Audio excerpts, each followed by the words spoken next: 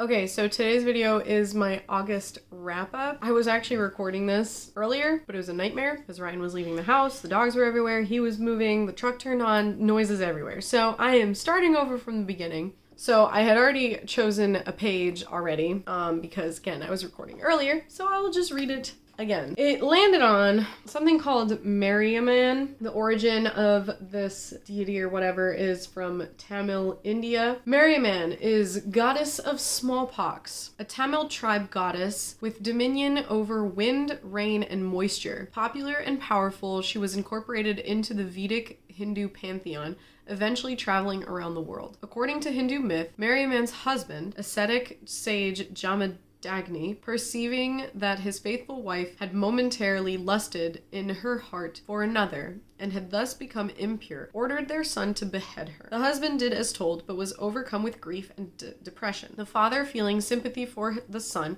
eventually relented. Telling his son to gather Merriaman's head and body, he taught him a secret resurrection formula. The son, nervously hurrying, immediately recognized his mother's head on the pile of recently executed female corpses, but accidentally joined it to the body of a low-caste woman allegedly killed for committing all kinds of unspeakable vices. The result was that Miriam's Brahman mind was overwhelmed by her tribal body. Her husband expelled her from her home. Merriaman then revealed herself as a wrathful, rampaging goddess, ravaging the region. She was unstoppable until deities seeking to propitiate her offered her dominion over smallpox. With the ability to cause and cure this dread disease, she was assured constant worship. She remains among the most popular goddesses of southern India. So yeah, basically this woman was done dirty, and even more dirty, she was only given the goddess of smallpox. Like, they were like, fuck it, just give her something so she stops being so angry. Okay, so I read a lot in August, and I really don't want this video to be super, super long. So I'm going to briefly talk about what the book is about and then the rating I gave it. I'm gonna try my best to do that. Initially, I had planned like a TBR of like 9 books for the month of August, which it was for my Aurelium-a-thon, right? And I ended up reading 20. Mind you, some of these are like manga or comics. Some of them are really short. I also had audiobooks for some of these books. So from bottom to top, we will go through all of them. My only DNF was Firekeeper's Daughter. Firekeeper's Daughter is a young adult. I typically do not read young adult. This was a book picked by my book club for the month of September because we meet in September, but I read it in August. Point is, I kind of knew that I wouldn't really like it. I kept seeing people talk about it on BookTube and Bookstagram, but I had zero interest in it. And because my book club picked it,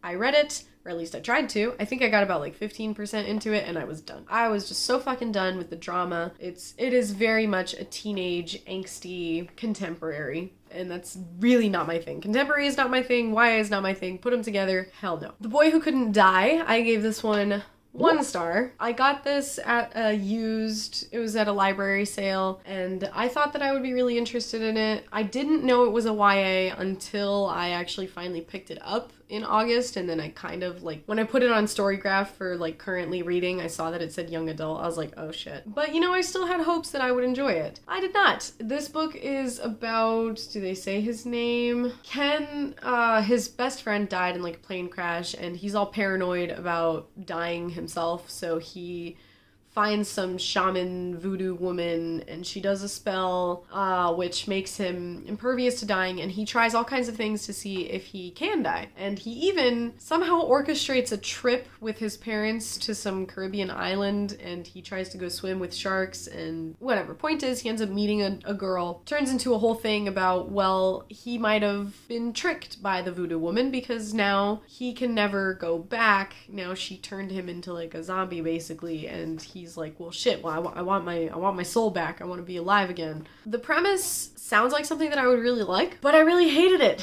I really hated reading this book, all 161 pages of it, because the main character is honestly a piece of shit. Like, I get it, 16-year-old boys, they're very sexual, and every woman they come across, they are just like, ooh, she's hot, I want to fuck her, or oh no, she's not pretty. But it was to the point where this main character just pissed me off, and I was so bored. Like, for a good, I don't know how many pages. I was bored, and then it started getting into what was like the actual plot, and I was still bored, and I just started skimming it because I was like, fuck it, I need to read this book for my prompt, but I didn't like it. Piranesi, I gave 2 stars. I don't think that this was necessarily a bad book. It just is not my kind of book. Piranesi is very confusing. I'm not entirely sure how to even summarize this book. I guess we'll just start off with the main character doesn't really know where he is. Piranesi, right? That's his name, I forgot. It's literally on the cover. Is in a very strange house. There's a lot of tides going on, like high tide, low tide, whatever. There are a lot of rooms.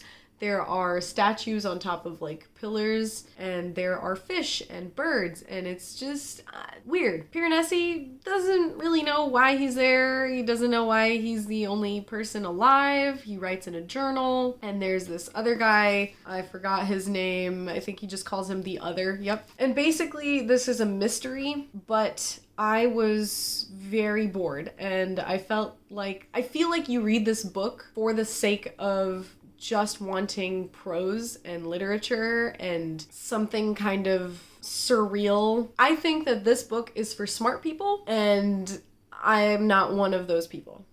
Put it that way. The Deep by Nick Cutter, I gave that 2.25 stars because I really did like the beginning, but then I don't even think it was a little bit before halfway through the book, I started getting bored. The Deep is about, there's a plague called the Gets, people are forgetting Gets, and our main character Luke is going to join his brother on a military base, like a military research base, where they think that they might have a cure. The base is located on the surface above the Marianas Trench, and then all the way at the bottom there's another base in the Mariana Trench where I guess there's this kind of goop stuff that appears that seems to be able to heal just about anything. I was very interested in everything. I was very freaked out. I think it was doing a great job of being a horror. It was just strange and creepy and weird and anxiety inducing, especially since I have a fear of open water. Then once they get to the base, there were just a lot of things that were happening that I felt like were cheap moves, where instead of following much of a story, it was just kind of plopping things to be horror. So there was a lot of like jumping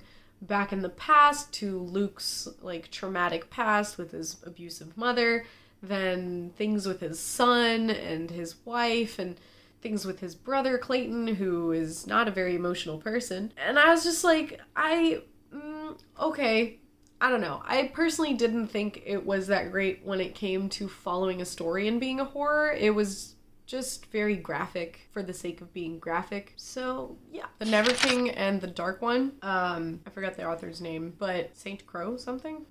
Nikki St. Crow. These books are dark romance fantasy smut books, and I gave them both 3.5 stars. They are based on like a Peter Pan retelling. So our main character, something Darling, forget what her first name is, honestly. But she is a descendant of Wendy, who I guess a long time ago, there's something about how Wendy stole Peter Pan's shadow, and that shadow is important because it keeps the island of whatever it's called, Neverland, keeps the magic stable or whatever. And now Peter Pan is trying to find his shadow, so he is having the fairies help him go into the minds of the descendants of Wendy to see if there is the possibility that memories are passed down through time so that he can find out where Wendy hid his shadow. So these books are pretty violent. It's not very cute romancy or even very gentle sexy. It's kind of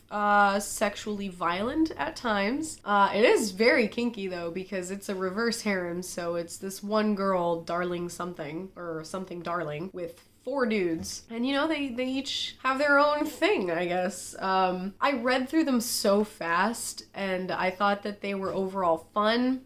and yes, very kinky, and I did really enjoy the kind of world building for it and the magic. But overall, I don't think the characters had that much substance, and I also think that the plot in itself is kind of, you know, average, because ultimately, even the intentions were kind of funny. Like, the guys are just like, we don't sleep with the darlings, because that's what they call them, and yet they fucking sleep with this one. I'm like, wow, self-control, real good there. City of Ghosts, I also gave 3.5 stars. This is the first book in the Cassidy Blake trilogy, and it's about Cassidy Blake, a young girl. I think she's like 11. She died kind of. She had a near-death experience. She nearly drowned, and a ghost saved her life, Jacob. And Jacob is still around. They are able to see each other. They just can't touch, but he's her best friend. And she is now able to kind of travel between the land of the dead and the land of the living, and she doesn't really know why. And her parents got this like TV show deal. They do paranormal things too, so they're actually visiting some of the most haunted places in the world, and the first place they go to in this book is Edinburgh. And I genuinely really enjoyed these books for the kind of history and fun facts that it has in it. The characters, I think, are kind of lacking, and even the plot itself, especially in this one, I thought was just kind of average. Like, it's just a basic storyline to follow to kind of see what Cassidy's extent of power is. She meets a girl called Lara, and that girl knows a little bit more. You know, you kind of got to suspend your disbelief a little bit, because it is a middle grade and certain things happen that you're like, no kid would actually get away with that. But I do think that in general, the setting and the atmosphere is beautiful, and I love V. Schwab's writing anyways. Jacob was definitely my favorite. The sequel, Tunnel of Bones, I actually gave this one 4 stars. This one takes place in Paris. If you don't know, Paris has catacombs, so it is actually quite haunted, which is funny because I'm like, I'm French and I've been to Paris many times. I've actually never visited the catacombs, so after reading this book, I was like, I really should go. I think that this one was a little bit better than the first book because it felt a little less like a prologue, and you kind of just are continuing with Cassidy and her discovering kind of what it means for her to be a ghost hunter, kind of. She encounters a poltergeist in this book, which I thought was really interesting, especially the kind of poltergeist, like the person that the ghost was when they were living, and the situation, and just the general history I thought was really good. I really like Jacob even more in here. I do think that sometimes the characters are a little too closely related to like Harry Potter characters. I don't know, that might just be me. But yes, I did really like this one. I ordered the third book, Bridge of Souls, and I'm curious where that one's gonna take place. Okay, the next books are a little confusing, but I will try my best to sort it out and make it not so confusing. So I read Give Me More, which I gave 4.25 stars. Then I read Praise, which I gave 4.5, and then Eyes on Me, which I gave 4.75. Now, the ratings don't really matter that much because I really did enjoy all of them. The ratings just change slightly depending on how much more emotionally impacted I was by these books. So all 3 of these are part of a series. There is a 4th book that is out. I just didn't read it. I haven't gotten around to it yet, but it's called Mercy. So all 4 of these books are part of a series called the Salacious Club Gentleman or something? I don't know. Point is, each of these books you are following one of the owners of a sex club in California, I think. And they each have their own kink, their own thing, which when I initially picked them up, I was like, oh, it's gonna be kind of a shallow type of smutty romance, contemporary, whatever. No, I cried on multiple of these books because all 3 of these, they dealt a lot with emotions and like mental health. I would say especially Praise and Eyes on Me, those 2 really dealt with some mental health problems like feelings of self-worth, depression, you know, am I just putting on an act, or am I really myself, things like that. And Give Me More, I think that one had a lot of like sexual orientation talk. I will just say that these books, I think, are actually really good books. And they are smut. That's how I'm going to describe them. But I really liked them, and I honestly really should get to reading Mercy. Yeah. Oh, there are also a lot of taboo relationships in it, like age gaps and family relationships. Eyes on Me has a relationship between a stepsister and a stepbrother, which, you know, that can be disturbing for some people. I think I'm making pretty good time. I'm doing better than the first time I recorded this. This shouldn't come as a surprise if you know me at all. I absolutely love the Underland Chronicles, and I have been rereading them. I read Gregor the Overlander, which is the first book in the series a little while back, a couple months ago. So I finally picked up the second book, Gregor and the Prophecy of Bane, and then the third book, Gregor and the Curse of the Warm Bloods. So basically, the Underland Chronicles they're middle grade books that are kind of like an urban fantasy, I'd almost say, where the main character, Gregor, he is a prophesized kind of hero in the Underland. And in the Underland, there are humans, but they look very different because they have no sunlight. And they also have to interact with different kinds of species. Rats are their biggest enemies. They also have bats, and there are cockroaches, and a slew of other critter type of creatures that typically live in the dark. In book 2, Gregor comes back to the Underland because his sister's life is being threatened. Boots is adorable. She's 4 years old.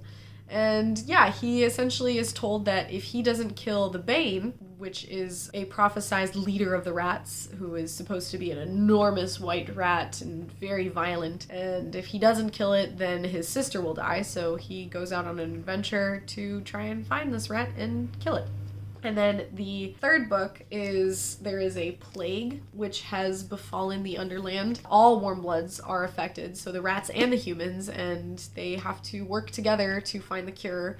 And so Gregor attempts to not get involved, but unfortunately his mother, who she was sick and tired of her children going down into the Underland and risking their life and possibly never coming home, she goes down into the Underland to make sure that they come back home, that they just attend a meeting about this plague and go back home. And she catches the plague. So Gregor has to, well, he doesn't have to, but he's like, yeah, I'm going because that's my mom. I'm going to save her life. So they go. This one takes place in like a jungle, and just the heat and the setting is just gross, and I hate it. And it just makes it that much worse. But both, and I'd say this entire series deals with some really heavy topics. It deals with war crimes, with violence, with death, with the loss of loved ones, with also the difficulty of family, because nonetheless, these books, Gregor, he's not from a very rich family. His parents actually struggle a lot, and, you know, I don't know, these books, they just hit really hard, and yet they can also be so humorous, especially Rip Red, who is one of the rats who actually works with the humans a lot. He's the physical form of sarcasm is what Rip Red is. Okay, and the final 5-star read that I have is Juniper and Thorn. So this is by Ava Reed, and I read The Wolf and the Woodsman, which was her debut novel back in, I think I maybe read it in like February or something, and I really liked it. And when I saw this one came out, I was excited. I was like, oh, this is gonna be great. But then I saw Sam, who she read it, and she was very disturbed by it. She's like, I think that this is actually pretty gross, and I don't know, I don't really like it. And so I was a little hesitant. I was like, am I gonna like this? But then, like, we talked, and she was like, but you read very different things from me. Like, she reads mostly YA, and I read mostly adult, and she was like, you might like it. So I indeed really, really liked it. But everything that Sam said is 100% fair. It is very disturbing, and the main reason for that is because the main character, she has incredibly graphic and twisted, intrusive thoughts because she is a victim of abuse. Although it's not sexual and it's not physical, there are different forms of abuse, and she's abused mostly emotionally and mentally by her family, who constantly call her, you know, worthless or stupid, plain-faced, things like that. But in general, I loved it, and I don't know why, because when I was reading this, I was like, this is not normally the kind of book that I like. It's slow, it's atmospheric, it's definitely very little plot driven. It's mostly character driven. You're mostly just following these characters who are trying to survive in a time that is very difficult, where industry is taking over and things are switching from magic paganism to more political. And yeah, I mean, the relationships that were on here in this book were really rough, and it was horror. It was gothic horror. Maybe I like gothic horror. Maybe that's something that I should be looking into more, because I don't think I've read any other gothic horror books, but this was amazing. I thought it was really, really good. And I'm not usually a prose reader, but oh my gosh. I keep saying that this book felt like it was seducing me, like a siren seduces a sailor into the water so that she can eat him. That's kind of how this book felt to me. All right, I'm not done yet. So those were all the reads that I had that I gave ratings, but I still read some other things that I didn't give ratings because I either felt like I couldn't really, or I just didn't want to. So the first one is Golden Kamuy Volume 8. Did read this, and I officially decided that I'm no longer reading Golden Kamuy. I'm not gonna watch it either. I don't think that it's a bad manga or a bad show, but it's just not for me. I think that there is a plot and a story in it, but it doesn't focus on it enough. It's much more interested in characters and kind of silly humor, like fart poop jokes. And I'm usually, it's not my favorite kind of humor, but obviously people will still giggle at that. But yeah, I generally feel like it's not the manga series for me, and because there's so many volumes, I'm just not going to continue. Then I decided to pick up Chainsaw Man again. So I picked up Chainsaw Man Volume 1 and 2 a while back, and I stopped because I started reading Golden Kamuy. So I picked up Volume 3, Volume 4, Volume 5, and Volume 6. So I read 4 volumes of Chainsaw Man in August, and my gods, do I love it so much. It is so gory, so many blood and guts everywhere, and surprisingly, it has an interesting plot. I am actually very interested.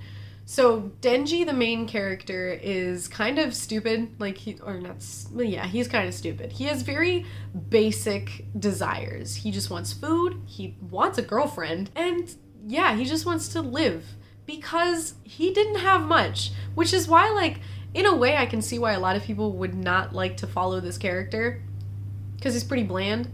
But at the same time, I'm like, this guy has had such a shit life, and he's a freaking demon thing now. So yeah, I get it. His priorities are pretty basic, and I respect that. So I've been really liking it. I don't want to say more than that because I don't want to spoil anything, but I am super excited, and I have the next few volumes. I'm just waiting. So I read Volume 6, and I haven't read Volume 7 yet, but I have 9, and my library has 10 and 11 that's available for me, so I should probably go pick those up. But I'm waiting for Volume 8 because I'm like, I want to read all of it. But it literally only has 11 volumes so far, and the show is coming out on in October this year.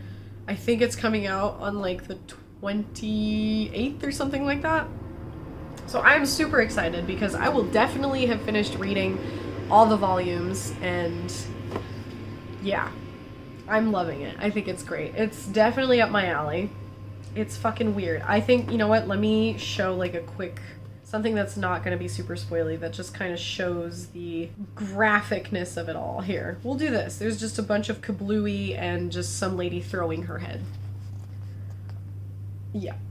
That should give you the general vibe of Chainsaw Man. The final thing that I read is a while back, the used bookstore that I like getting stuff from, they see me quite often, and they had gotten this comic in from someone who just kind of dropped it off, and it had my name on it, as Lola on it, and it's actually called Wasteland Madame, and this is Volume 1, it says it right there. So I decided I wanted to read it, because it fit for a prompt. It was for the desert prompt that I needed for the Aurelium readathon, which, to be completely honest, I'm not sure that it really fits, because there isn't much of a setting in this comic other than kind of at the beginning, sort of. But the reason that I didn't give this a rating is because it's part of a series and it's pretty short, and honestly I was kind of bored by it. Because it's your typical, oh, the world went up in, an atomic bomb explosion thing. It's the apocalypse now. I mean, there aren't any zombies or anything, but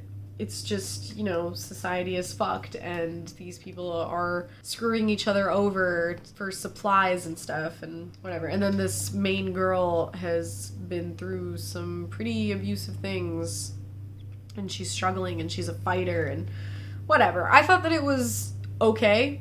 Not really my favorite. I'm definitely not going to pick up any more of these. But yeah, I do like the cover. If you do want to see like my reviews that might be a little longer with a little more explanation, you can always check out my story graph. It is linked below. Other than that, yeah, that's everything that I read in August. I do not expect to read this much in a month ever again. But yeah, once again, thank you for watching and I will catch you next time. Bye!